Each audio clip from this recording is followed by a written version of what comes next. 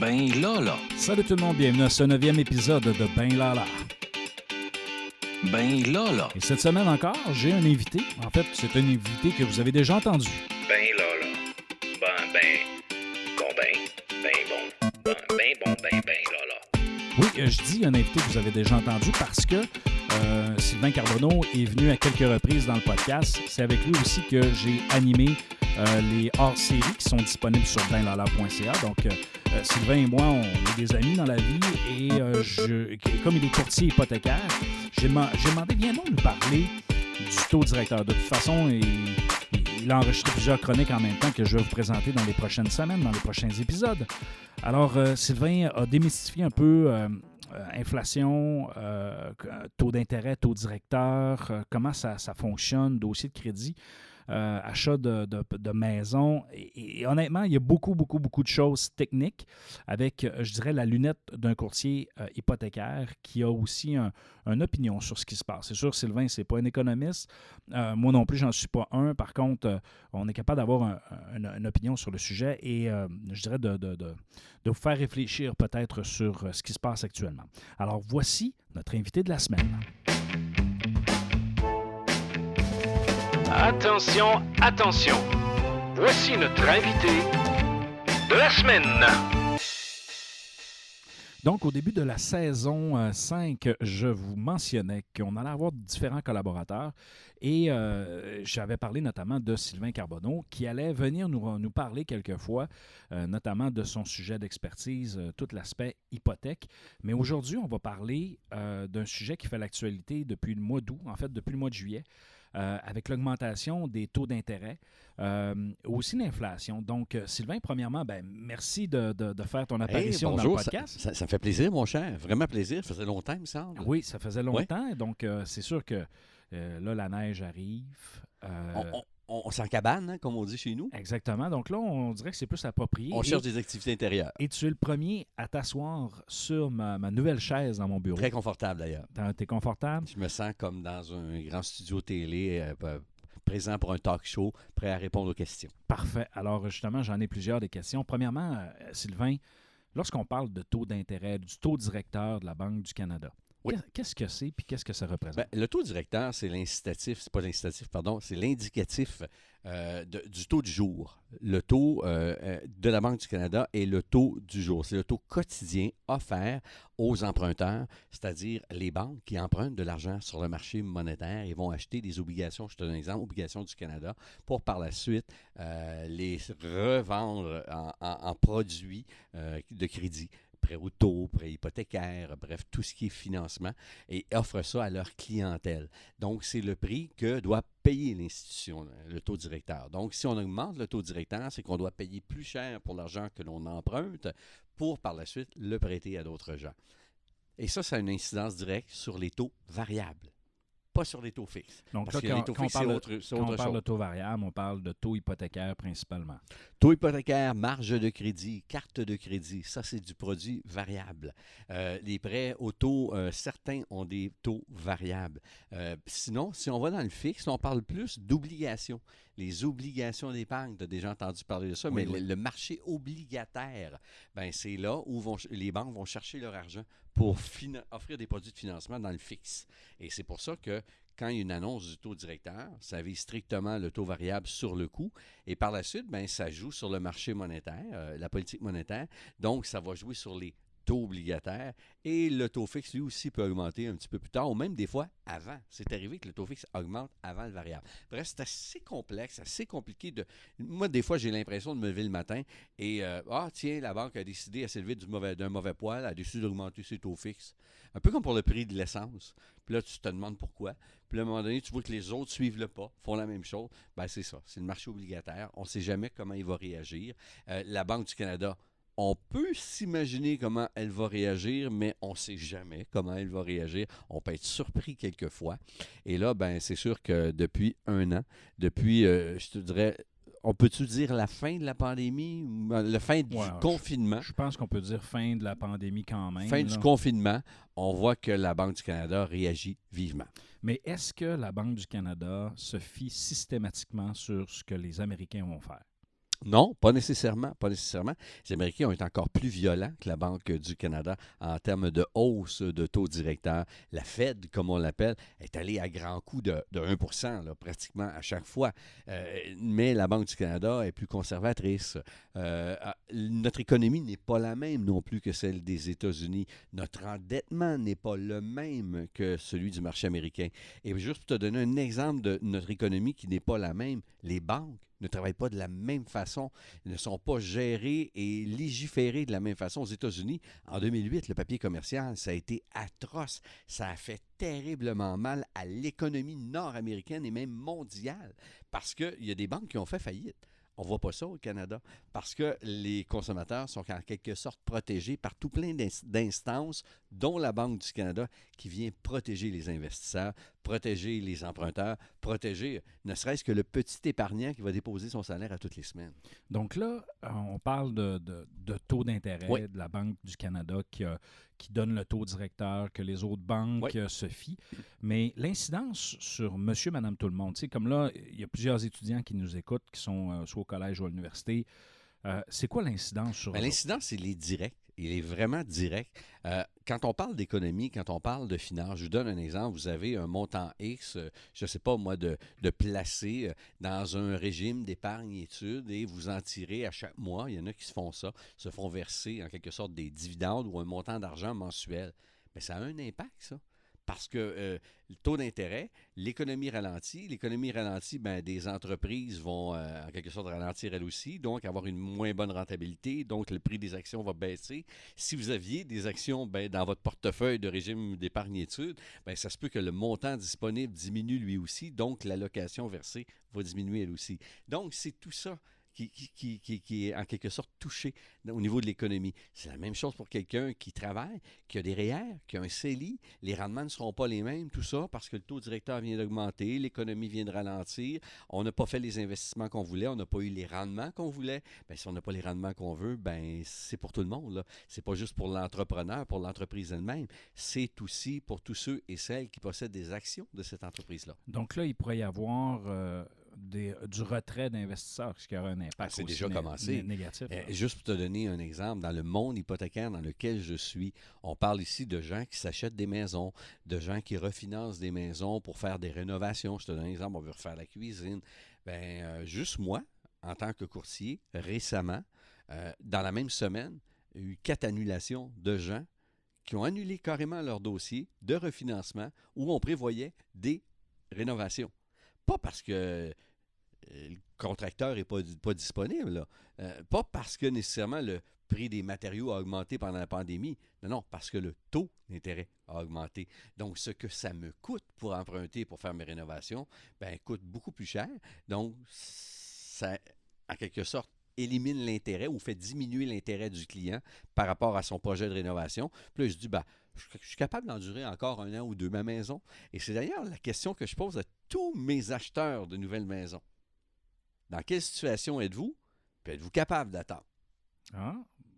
Capable d'attendre parce que c'est pas le bon moment. Parce que c'est pas nécessairement le meilleur moment pour faire un achat de maison. Par contre, si tu es en appartement ou tu vas encore chez tes parents, puis là, tu t'apprêtes à déménager, tu n'as pas le choix de déménager, soit parce que le bail est terminé ou parce que les parents t'ont montré signe que tu commences à déranger, ce qu'on appelle de dire maintenant tu es rendu autonome. C'est ça. Donc, si tu es en quelque sorte, tu es appelé à déménager, effectivement, tu es toujours mieux d'acheter une maison, peu importe les taux d'intérêt, peu importe le prix, que de payer un loyer. Ça, c'est sûr. Mais si par contre, tu es encore très confortable, que personne ne te met de pression, pourquoi tu vas acheter une maison et payer plus cher en taux d'intérêt, payer plus cher le prix de la maison peut-être, que d'attendre qu'il y ait des occasions qui se présentent et un meilleur environnement hypothécaire? Si on parle principalement de l'augmentation du taux, pourquoi que la Banque du Canada fait ça? Parce que, oui, on a entendu parler de l'inflation. Oui, c'est sa façon de contrôler l'inflation. Mais là, ça fait plusieurs fois qu'il le laissait, puis ça ne semble pas fonctionner. Qu'est-ce qui se passe? Vous pensez que ça ne fonctionne pas? Ça ne réagit pas sur le moment où on fait l'augmentation, c'est sur le long terme. Ne serait-ce que dans le domaine de l'immobilier, dont on parlait tantôt. Il n'y a pas tellement longtemps, une maison, là, les 2 yeux fermés, tu la mettais à vendre et elle était vendue dans les 3-4 jours. Et les courtiers immobiliers géraient des encans. C'était des ventes aux enchères, là. C'était qui va donner le plus sur la maison que j'ai à vendre. C'était vraiment ça, là. Les taux hypothécaires étaient très bas. Les gens voulaient une maison à tout prix. Et là, ben, en bout de ligne, c'était rendu pas compliqué pour les vendeurs, mais compliqué pour les acheteurs. Et là, ben, ça a tranquillisé, ça s'est tranquillisé. Sauf peut-être dans la région du Saguenay-Lac-Saint-Jean et aussi l'Est du Québec, où ce sont des endroits encore très prisés de villégiature. Même les Laurentides, j'ai entendu dire qu'il y a encore de la surenchère et des maisons qui se vendent, en quelque sorte, un prix beaucoup trop élevé pour la réelle valeur de la maison. On dirait qu'on n'a pas reçu le mémo, on n'a pas reçu le fax dans ces Mais il endroits-là. va y avoir une régularisation du marché. Il va y avoir éventuellement une régularisation du marché, mais dans des marchés comme Montréal, l'Outaouais, le centre du Québec et même Québec, la vieille capitale, ça s'est beaucoup calmé. La hausse des taux directeurs a amené justement une accalmie. Ça fait que, bon, le prix des maisons, on dit la valeur a baissé. Non, la valeur comparative a baissé. Ça, c'est important de le mentionner. Bon, parle-nous de la valeur comparative pour que les gens comprennent. Là. Bien, la valeur comparative, c'est pas compliqué. Ici, aujourd'hui, en novembre 2022, une maison se vend 10 % de moins qu'en novembre 2021. C'est une valeur comparative. Okay. Ce n'est pas la valeur réelle d'un bien. C'est comparatif à ce qui s'est passé en 2021. Et on s'entend que 2021, c'était complètement fou. Donc, quand on fait des comparatifs, moi, j'aime bien comparer des poires avec des poires, des tomates avec des tomates, et non pas faire un comparatif d'une année complètement folle qui a été 2021 versus 2022. Quand j'entends qu'il y a eu une baisse de vente de maisons de 25 %, oui, par rapport à 2021, c'est vrai, mais si tu prends une année normale de 2019, ben, c'est encore au-dessus de la moyenne. Il y a encore un très bon marché immobilier, très bon marché hypothécaire. Donc, c'est ce que je parle de valeur comparative. En ce moment, le prix des maisons a baissé par rapport à 2021, mais a augmenté par rapport à avant-pandémie. Parce qu'il y a effectivement cette zone-là. Là. Dans les comparatifs, là, l'année pandémique, en fait 2020-2021, c'est exceptionnel. C'est des années où quand tu analyses, faut que tu analyses pas juste cette période-là. Faut que tu analyses aussi à plus longue échelle. Là. Et c'est pour ça que je suis content de faire ton podcast aujourd'hui. Parce que je vais viser directement les médias traditionnels, là, ceux qui veulent du clic, ceux qui veulent de la cote d'écoute, ceux qui se permettent de faire du sensationnalisme sur le dos de l'économie. Je trouve ça vraiment dommageable pour l'économie. C'est triste. Quand j'entends un économiste venir me dire que les taux vont augmenter à 6, 7, 8 %, ça me dérange en tant que courtier hypothécaire, quand dans les faits, ben, on est encore, après même ces annonces-là, 6 mois après, à du 5, à du maximum 6 % chez certains prêteurs, pas encore dans le 7, pas encore dans le 8 et encore moins dans le 9 qu'on avait prévu, 9 % dont je parle. Ça pour l'hypothèque. Là. Pour l'hypothèque. Je trouve qu'on est alarmiste quand on me présente des chiffres de la valeur des maisons a baissé de 25 % par rapport à 2021. Non, soyez vraiment honnête et intègre. Éliminez les 2 dernières années exceptionnelles. Leur but, c'est pas d'essayer d'alimenter pour essayer de faire peur aux gens puis de dire arrêtez de dépenser, calmez-vous, c'est pas le bon moment. Est-ce que ça pourrait être une stratégie de... Ben, je vois pas pourquoi. Ces médias-là vivent de publicité. Ces médias-là ont avantage à dire, en quelque sorte, la vérité. Moi, j'ai plus l'impression qu'on a tendance à vouloir amener des auditeurs chez nous en étant, en quelque sorte, plus sensationnel que le voisin. Oui, puis en poussant sur le négatif. Là, exactement.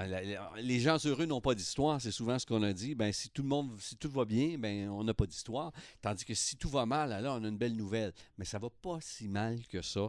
Le marché n'est pas en mode catastrophe. L'hypothèque, écoute, moi, c'est ce que je dis à mes clients. Il y en a qui me disent, c'est bien rendu haut, 5,29 % ou 5,19 % pour une hypothèque 5 ans à taux fixe. Je m'excuse, là. Ce qui était anormal. C'est un taux à 1,69 et à 0,95. Là. Tout à fait. 5,19, c'est pas mal, je te dirais, dans la normalité des choses. Écoute, pour te donner un exemple, le plus élevé dans les 25 dernières années, c'était milieu 90. On était aux alentours de 7 %. OK. Là, on ne parle pas du taux directeur. Là. Non. Taux hypothécaire offert à un client. Là. OK. D'accord? On est aux alentours de 7,5 %. Ça, c'est ce qu'on offrait dans les années 90. On est encore à 5,19 là. C'est pas encore très élevé comme il mentionne dans les médias. Là. C'est ce qu'on a connu ces 2 années complètement folles où les taux étaient excessivement bas. Ça, c'est anormal. Et c'est ça qu'on devrait dire dans les médias conventionnels. Le taux que vous payez présentement, là, c'est somme toute un taux normal. Donc, je dirais l'irrégularité qu'il y a eu dans les bas taux des dernières années fait en sorte qu'on s'est comme habitué à cette situation-là qui Oui. est pour nous devenue Normalité. exactement la normalité. Exactement. Et probablement que ça va rebaisser prochainement, étant donné qu'on se dirige vers ce qu'on appelle une récession, qui ne ressemblera pas aux autres récessions qu'on a connues dans le passé. Pourquoi? Il y a une donnée que les gens ont tendance à mettre de côté, c'est qu'on est en pénurie de main-d'œuvre. Donc, quelqu'un perd son emploi le lundi matin, le mardi après-midi, il y en a une nouvelle. Ouais, sauf que là, il y a une chose, par exemple. Là-dedans, si on tombe en situation de récession, qu'on diminue l'accès, dans le fond, que ça coûte plus cher se financer, les gens aussi vont vouloir améliorer leur sort. Puis, tu sais, on ne se le cachera pas, là, dans les jobs où on recherche de l'emploi, c'est des jobs à faible salaire, souvent. Tu sais, les emplois à valeur ajoutée, où ce que c'est bien payé avec des bonnes conditions, normalement, là, les gens ils bougent pas, là, ils restent là. Oui, mais jadis, naguère, dans le temps là, de nos grands-parents Oui. et même nous, quand on était un peu plus jeunes, une vraie récession, tu perdais ton emploi puis tu n'en trouvais pas. Effectivement. T'as Là, raison. au moins, il y a une rentrée d'argent qui se fait, qui permet de payer les factures. Bon, tu t'achèteras pas une nouvelle maison probablement dans les 5 prochaines années, mais parce que tu vas tenter d'améliorer ton sort, puis un jour, la récession va être derrière toi, puis tu vas probablement retrouver un nouvel emploi encore mieux rémunéré. Puis encore là, il ne faut pas oublier une donne. Avec cette pénurie de main-d'œuvre, les salaires ont grandement augmenté, pas seulement l'inflation. Donc, c'est dans la récession, là, c'est des données qu'il faut vraiment prendre en compte. C'est-à-dire que les gens vont perdre, oui, peut-être des emplois, mais vont en retrouver un rapidement. Ils ne gagneront peut-être pas le même salaire, mais le salaire qu'ils vont gagner nouvellement est probablement meilleur que ce qui était avant la pandémie. Fait que tout ça mis ensemble, ce ne sera pas une récession comme on a déjà connu. C'est pour ça que le taux d'inflation va peut-être demeurer un peu plus élevé que le fameux 2,9 % que cherche le gouvernement à tout prix, que les taux d'intérêt vont diminuer, mais pas autant. On ne retrouvera pas là, du 1,69 demain matin. Là. Moi, je pense qu'on va se tourner vers du 3, 3,5 dans un horizon. Là, je ne suis pas Jojo Savard, je n'ai pas de boule de cristal. Les baisses vont débuter deuxième trimestre de 2023. De combien? Je ne sais pas. Probablement que la Banque du Canada il va y aller lentement. Vraiment lentement. Juste pour pouvoir dire, hey, on les a baissés, mais oups, on continue de diriger l'inflation. On continue d'avoir un œil, c'est ça, sur l'inflation et sur la corde. Parce qu'en ce moment, ce qui joue beaucoup sur le chiffre de l'inflation, ça a été la vente des maisons, le prix des maisons.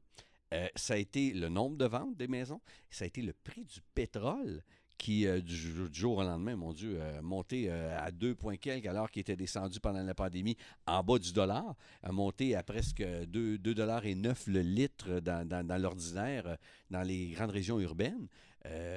Écoute, c'est des hausses faramineuses là, en termes de pourcentage. Est-ce que tu penses que si la situation de l'Ukraine se règle rapidement, ça va avoir un impact sur le Je ne pétrole? vois pas de règlement rapide. Dans l'Ukraine, on va devoir vivre avec comme la Palestine vit avec Israël. Tu penses que ça va être Tant aussi long longtemps que Vladimir Poutine sera à la tête de la Russie, il caresse son vieux rêve de ramener dans son giron tout ce qui était l'URSS, jadis. Ben c'est ça. C'est tant que Poutine sera là, la situation en Ukraine ne changera pas.